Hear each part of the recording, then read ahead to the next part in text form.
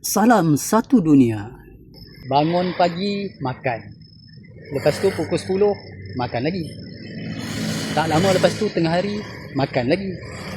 Belum balik kerja, petang, minum petang pula. Lepas tu, makan malam. Wow, satu hari berapa kali kita makan? Aduh, hidup untuk makan ke? Makan untuk hidup? Babe, tak kisahlah nak makan berapa kali sehari pun.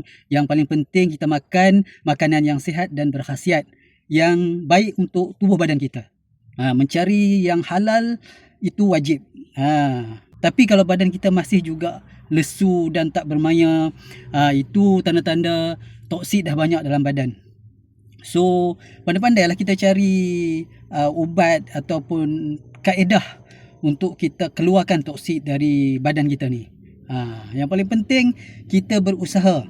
Jangan kita duduk diam je, duduk mengeluh, aduh sakit lah, lenguh badan, sengai-sengai badan, tak larat lah nak buat kerja.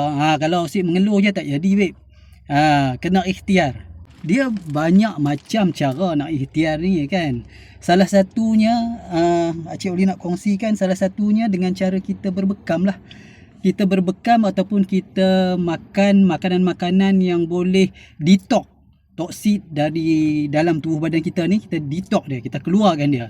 Kan, bila nasi yang jahat tak ada dalam tubuh badan kita ni, badan kita pun sihat lah kan, kita pun bersemangat untuk hidup. Apa-apa pun, semoga anda semua sihat-sihat selalu. Jumpa Cik Oli. Jangan lupa WhatsApp ni, nombor WhatsApp Cik Oli 011-5500-6875. Okey, apa-apa pun, wagas seberataan. Ciao.